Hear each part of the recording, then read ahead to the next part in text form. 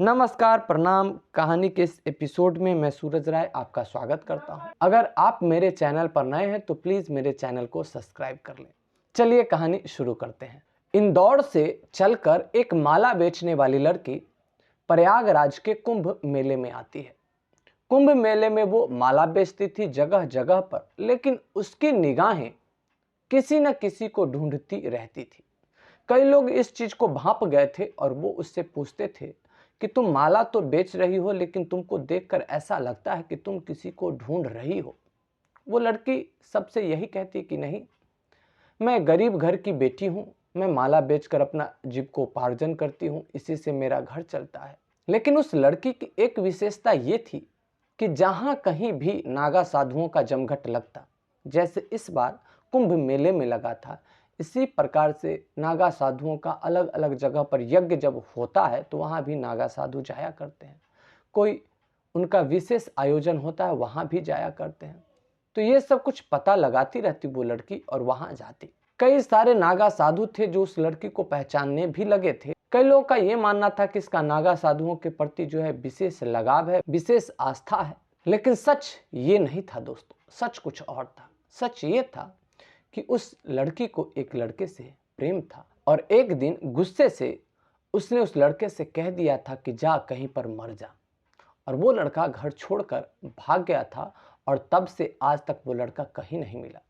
वो उसे ढूंढने की बहुत कोशिश की। ढूंढने के क्रम में एक पता चला कि वो लड़का शायद नागा साधु बन गया है और वो फिर नागा साधुओं के पीछे पड़ गई। उसे उम्मीद थी कि अगर मैं नागा साधुओं के पीछे जाऊंगी तो कभी न कभी मेरा वो खोया हुआ प्रेम मिल जाएगा, और इसी कारण से वो हर आयोजनों में जाया करती थी। कुंभ में भी वो इसी मकसद के साथ आई थी, साथ में वो माला बेचती थी। उसका मकसद तो था कुछ और, लेकिन यहाँ पर होने को कुछ और होना ही मंजूर था। वो लड़की इतनी खूबसूरत थी कि सोशल मीडिया के कोई आदमी ने उसकी एक वीडियो बनाई, उसका रील बनाकर सोशल मीडिया पर डाल दिया और वो वीडियो रातों रात वायरल हो गई। पूरे भारत में शायद ही कोई ऐसा आदमी होगा जिसने उस लड़की की रील न देखी होगी। जो भी लोग आते उसके साथ फोटो खिंचवाने की फिराक में रहते। अब उसका तो उस मेला में रहना दूभर हो गया था। वो जहां भी जाती भीड़ जमा हो जाती। अब वो जिस काम के लिए आई थी वो काम वो कर नहीं पा रही थी, अपने प्रेमी को ढूंढ नहीं पा रही थी। वो बहुत ही परेशान थी अंदर से।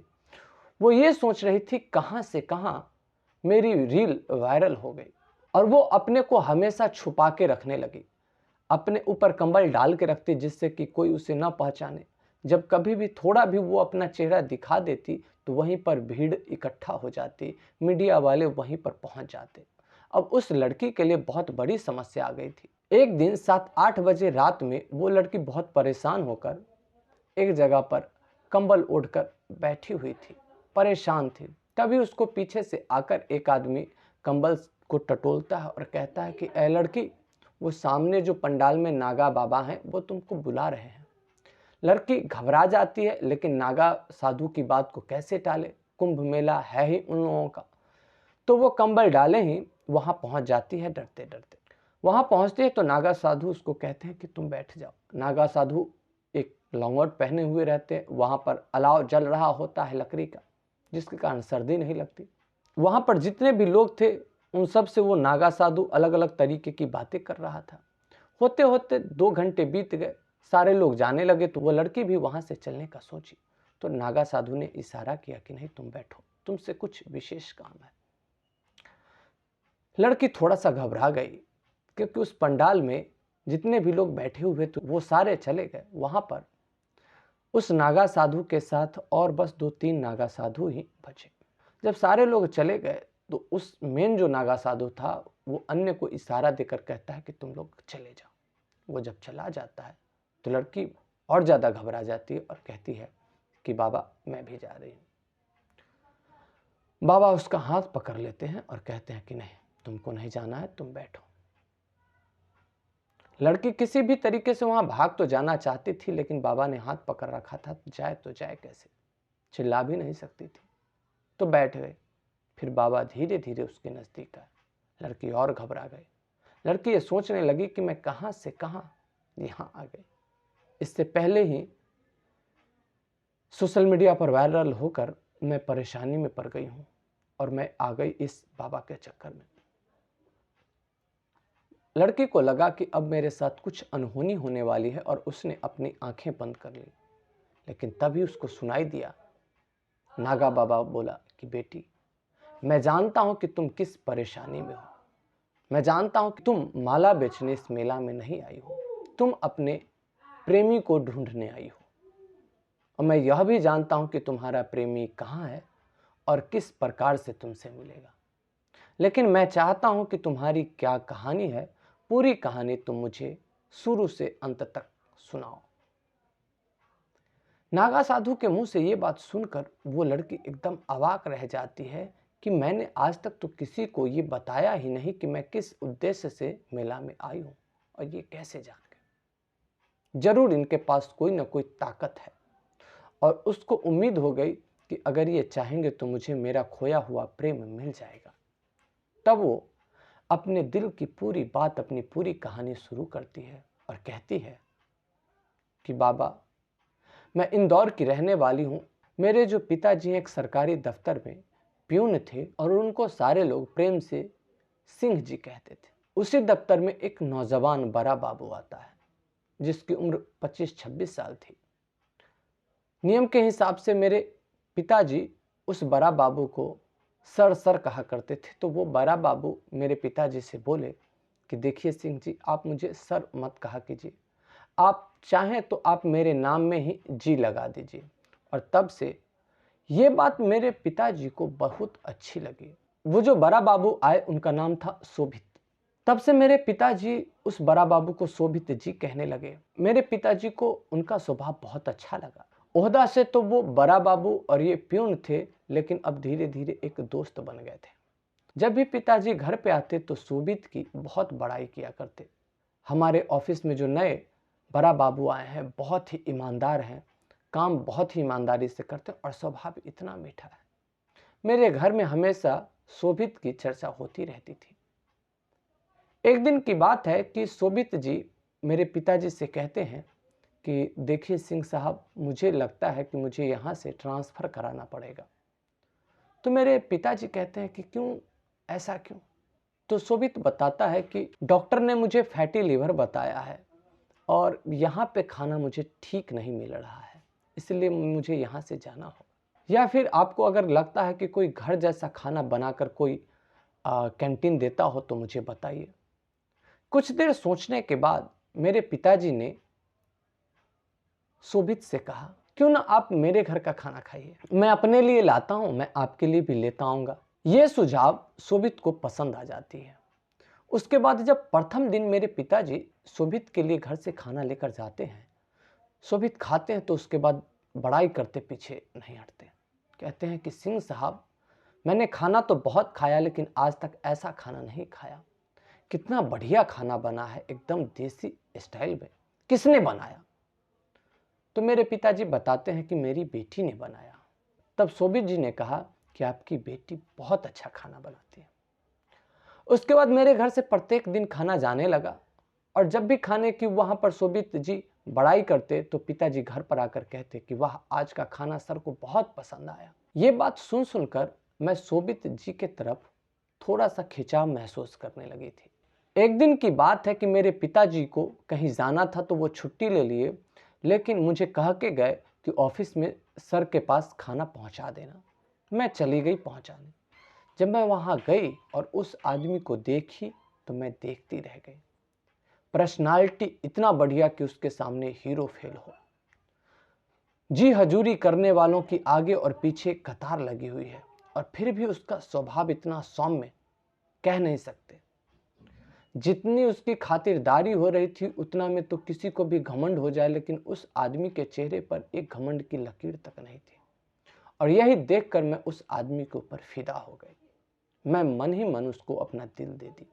मैं खाना लेकर पास पहुंची तो वो एक बार मेरे तरफ देखे और फिर बोले, अच्छा आप सिंह साहब की बेटी हो, आप ही खाना बनाती हो, बहुत अच्छा बनता है, मुझे बहुत पसंद आता है। इस तरीके से जो शोभित जी ने मुझसे बात की वो बातें मेरे दिल तक उतर गई। मैं वहां से तो चली आई, लेकिन उनकी बातें हमेशा मेरे कानों में गूंजती रही। और उसके बाद मैं किसी न किसी बहाने ऑफिस में जाने लगी, छुप छुप के उनको देखने के लिए। वैसे मुझे पता था कि मेरी इतनी औकात नहीं है कि मैं शोभित जी को मिल पाऊँ, शोभित जी मुझे मिल जाएं या वो मुझसे प्रेम करने लगे, लेकिन मैं दिल के हाथों मजबूर थी। मैं उनको देखे बिना मुझे चैन नहीं आता था और जिसके कारण मैं किसी न किसी बहाने ऑफिस चली जाती। लेकिन पता नहीं कैसे दिल की बातें दिल तक पहुंच ही जाती है और मेरे दिल की बातें भी शोभित जी तक पहुंच गए। उनको एहसास हो गया और एहसास ही नहीं हुआ, देखते देखते उनके मन में भी मेरे लिए प्रेम जग गया। मन ही मन मैं भी उन्हें चाह रही थी, वो भी चाह रहे थे, लेकिन अब तक मेरी एक दूसरे से कोई बातचीत नहीं हुई थी इस टॉपिक पर। एक दिन मेरा बर्थडे आता है और उस बर्थडे को मेरे पापा शोभित जी को इनवाइट करते हैं मेरे घर पे। शोभित जी भी मेरे घर पे आते हैं और मैं पूरा हिम्मत बांध के रखती हूँ कि आज चाहे कुछ भी हो मैं अपने दिल की बात कह ही दूंगी। बर्थडे सेलिब्रेट हो रहा था, केक वेक कटी और सबको खाना खिलाना था। उस समय मेरे कमरे में अकेले शोभित जी रह गए, सारे लोग इधर उधर चले गए। तब मैं ये सोची कि अब जो भी होगा देखा जाएगा और हिम्मत करके बोली कि मैं आपसे प्रेम करने लगी। शोभित जी ने भी अपने दिल की बातें कह दी। उन्होंने भी कहा कि मैं भी तुमसे प्रेम करने लगा हूँ, लेकिन कहने में मुझे भी संकोच हो रहा था। अच्छा हुआ कि तुमने शुरुआत कर दी। और उसके बाद फिर हम दोनों के बीच बातचीत शुरू हो गई और धीरे धीरे ये प्रेम परवान चढ़ता चला गया। हम दोनों एक दूसरे के प्रेम में बहुत ज़्यादा ही बंध गए। फिर एक दिन हम दोनों प्लान करते हैं कि आज हम लोग पार्क में मिलने चलेंगे। वो हम दोनों का प्रथम मिलन था। शोभित जी ही मुझे बोलते हैं कि फलाने जगह फलाने पार्क में तुम आओ, मैं वहीं पर मिलूंगा। मैं भी चली जाती हूँ। हम दोनों वहाँ मिलने जाते हैं, लेकिन हम लोगों का दुर्भाग्य था कि मेरे घर के बगल के एक अंकल हम दोनों को देख लेते हैं। हम दोनों को तो पता नहीं चलता, लेकिन जब मैं वहाँ से घर पर आती हूँ तो मेरे घर पर बवंडर मचा हुआ था। मेरे जो पिताजी थे मुझे डांटना शुरू कर देते हैं और बोलते हैं, बता तू कहाँ गई थी। मैं बोली कि मैं कहीं नहीं गई थी, मैं अपने सहेली के घर पर गई थी। फिर पिताजी मुझसे बोलते हैं कि झूठ मत बोलो, मुझे पता है कि तू पार्क में गई थी। मेरा और शोभित जी का साथ का एक तस्वीर उस बगल वाले अंकल ने मेरे पापा को भेज दी थी। वो तस्वीर मुझे पापा ने दिखाया। अब मेरे पास कहने के लिए कुछ नहीं था। पापा इतने गुस्से में थे कि मैं डर के मारे कुछ का कुछ बोल गई और मेरे मुंह से अपने आप को बचाने के चक्कर में एक गलत बात निकल गई। मैंने पापा से कह दिया कि वो जो आपके शोभित जी हैं वो मुझे ब्लैकमेल करते हैं, वो मेरे साथ ज़बरदस्ती करना चाहते हैं और मैं वही समझाने पार्क में उनको गई थी। ये बात जब मेरे पापा सुने वो एकदम गुस्से से लाल हो गया। वैसे भी वो बहुत गुस्से वाले थे, उनसे गुस्सा बर्दाश्त नहीं होता। उन्होंने तुरंत मेरे सामने ही शोभित जी को कॉल लगाया और कॉल लगाकर और बहुत ही सख्त लहजे में बात किया और कहा कि सर मैं आपको क्या समझता था और आप क्या निकले। जिस थाली में खाए उसी में आपने छेद कर दिया। आप तो मुझे अपना दोस्त कहते थे और आप दोस्त की बेटी पर ही डोरे डालने लगे। आप दोस्त की बेटी के साथ ही बदतमीजी करने लगे। मैंने आप पर भरोसा किया और आपने मुझे धोखा दिया। जिस लड़की ने आपके लिए खाना बनाया आप उसी की इज्जत को तार तार करने पर लग गए। अगर मेरी बच्ची समझदार नहीं होती तो मेरी बच्ची की इज्जत के साथ तो आप खिलवाड़ कर जाते। मेरे पापा फोन पर इधर से ये बोलते जा रहे थे और उधर से शोभित जी की कोई आवाज नहीं आ रही थी। पापा 10 मिनट तक कुछ कुछ बोलते रहे और पापा ने अंत में यह भी कह दिया कि मुझे मेरी बेटी ने सारी बातें बता दी कि आप मेरी बेटी को ब्लैकमेल करना चाहते हो, आप मेरी बेटी को डरा धमका कर उसके साथ कुछ गलत करना चाहते हो। इतना कहकर मेरे पापा ने कॉल कट कर दिया। ये सारी बातें मेरे सामने हो रही थी और ये सारी बातें जब मैं सुन रही थी तो मुझे बहुत दुख हो रहा था, लेकिन फिर भी मुझे ऐसा लग रहा था कि जब मैं सामने जाऊंगी तो मैं सारी सच्चाई बता दूंगी, मैं शोभित को बता दूंगी कि मैं डर गई थी और उसको उम्मीद थी कि अगर मैं जब बताऊंगी तो वो मेरी बातों को समझेगा। पापा के वहाँ से जाने के बाद मैं बहुत कोशिश की कॉल लगाने की, लेकिन हर बार मोबाइल स्विच ऑफ आ रहा था। फिर मैं सोची कोई बात नहीं, कल ऑफिस में जाकर ही बताऊंगी। लेकिन कल शोभित जी ऑफिस में आए ही नहीं। मैं परसों गई, परसों भी नहीं आए और इस तरीके से मैं सप्ताह महीने जाती रही, नहीं आए और अंत में पता चला कि शोभित जी ने रिजाइन दे दिया है, नौकरी छोड़ दी है। मेरे पैर के नीचे से ज़मीन खिसक गई और उसके बाद तो मैं बेचैन रहने लगे। मैं इतना बेचैन रहने लगी कि मैं कुछ कह नहीं सकती। मुझे तो पहले भी एहसास हो चुका था कि मैंने बहुत बड़ी गलती कर दी है। मुझे लगा कि शायद मैं अपने पापा से अपने दिल की बात कह दूं तो शायद मेरा प्रायश्चित हो जाए और मुझे मेरा प्यार मिल जाए। मैंने अपने पापा से अपने दिल की बात कही। तब पापा ने कहा कि पागल, जब ऐसी बातें थी तो तुमने मुझसे सच्चाई क्यों नहीं बताई? वो इतने अच्छे स्वभाव वाले आदमी को मैंने क्या क्या कह दिया, उसके दिल पर क्या बीती होगी, इसकी तुम्हें उम्मीद है? पापा ने भी मुझे बहुत डांटा और मैं अंदर से गलाने से भर गई। प्रेम तो मुझे उससे बेपनाह था ही, लेकिन मेरे पापा का उसने जो कोई उत्तर नहीं दिया था, इससे और प्रेम बढ़ गया था। मैं उसके बिना जी नहीं सकती थी। मैं पागलों की तरह भटकने लगी। मैं हर जगह पता लगाने लगी कि वो कहाँ है, कैसा है। तब मुझे किसी ने बताया कि वो नागा साधु बन गया है और तब से ही मैं हमेशा पता करती रहती हूँ कि कहाँ पर नागा साधुओं का जमेरा लगेगा और मैं वहाँ पर जाकर उसको ढूंढने की कोशिश करती हूँ। और इतना कहते कहते वो लड़की रोने लगी। तब नागा साधु लड़की से कहते हैं कि चुप हो जाए बेटी, तुमने जो गलती की थी उसका तुमको प्रायश्चित तुमने कर लिया, उसकी सजा तुमको मिल गई, लेकिन तुम्हारा प्रेम सच्चा है। तुम्हारा जो प्रेमी है इसी कुंभ में है और तुमको आज ही मिलेगा। मैं जानता हूं तुम्हारा प्रेमी कहाँ है।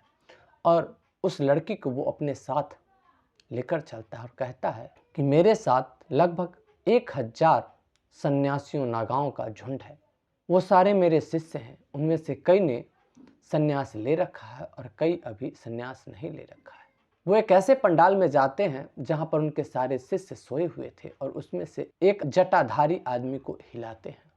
वो आदमी जब नींद से उठता है, उसको देखते हैं लड़की अवाक रह जाती है। वो जटाजूटधारी कोई और नहीं था, वो जटाजूटधारी उस लड़की का प्रेमी शोभित ही था।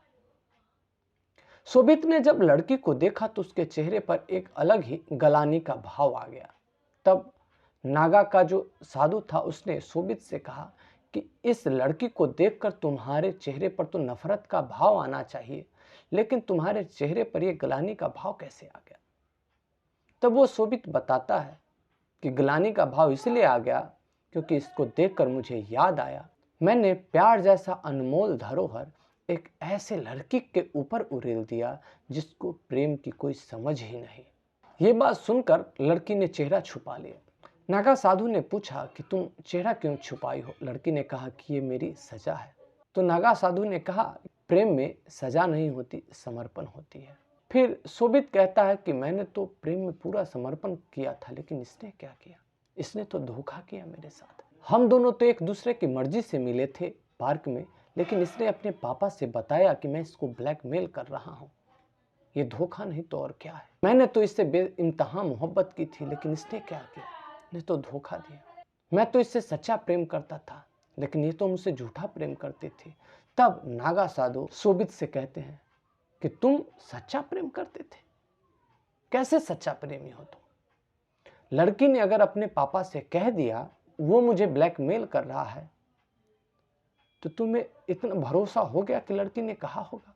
तुमने लड़की के मुंह से तो ये नहीं सुना, ये तो लड़की का बाप ने तुमको बताया था। और क्या अगर सच्चा प्रेमी था तो तुमने क्या इसके मन की बात जानने की कोशिश की? ये तो इसके शब्द थे ना, लेकिन प्रेम तो शब्द प्रधान नहीं होता है, वो तो भाव प्रधान होता है। तुम इसके शब्द से आहत हो गए, लेकिन इसके भाव को तो तुमने नहीं पहचाना ना। इसके भाव को तो जाहिर करने का एक मौका देते तुम। तब शोभित बोला कि ये मुझसे प्रेम नहीं की, ये मेरे पैसे से, मेरे नौकरी से प्रेम की थी।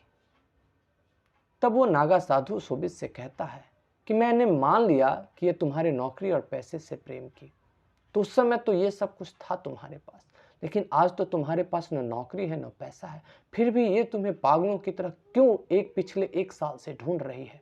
जब तुमने नौकरी छोड़ दिया था तो इसको तो पता था कि तुमने रिजाइन दे दिया। इसको ये भी पता था कि तुम नागा साधु बन गए। इसको पता था कि तुम्हारे पास नौकरी नहीं है, पैसे नहीं है, फिर भी क्यों तुमको ढूंढती रही? हर वैसे जगहों पर गई जहां इसको लगता था कि तुम मिल जाओगे। एक जवान लड़की किसी के पीछे इस तरीके से भागती है, वो भी तब जब तुम्हारे पास न पैसा हो न कोई नौकरी हो, तो वो प्यार नहीं है, वो झूठा प्यार है। हाँ, ये मैं मानता हूं कि इससे एक गलती हो गई, तो क्या प्रेम में माफी का कोई जगह नहीं होता? फिर अंतिम में नागा साधु एक बात कहते हैं कि तुम दुनिया का दुख देख के सन्यास की तरफ भागे हो। जाओ, पहले दुनिया का सुख देखो और उसके बाद जब सुख से मन उपराम हो जाए तब आना, तब यहां भी तुम्हारे लिए मंगल होगा। नहीं तो तुम दुनिया से भगोरे बनकर आओगे तो फिर यहाँ का कष्ट देखकर तुम यहाँ से भी भगोरे बन जाओगे। नागा साधु के उपदेश के बाद वो लड़का उस लड़की के साथ खुशी खुशी वहाँ से चल देता है और फिर एक नए जीवन की शुरुआत करता है। दोस्तों, कैसी लगी आपको ये कहानी? आप हमें कमेंट में ज़रूर बताइएगा। जब भी आप कमेंट करें तो कमेंट में आप अपना नाम अवश्य लिखें। आपने मेरी वीडियो को अंत तक देखा, इसके लिए आपका शुक्रिया। फिर मिलते हैं अगली वीडियो में।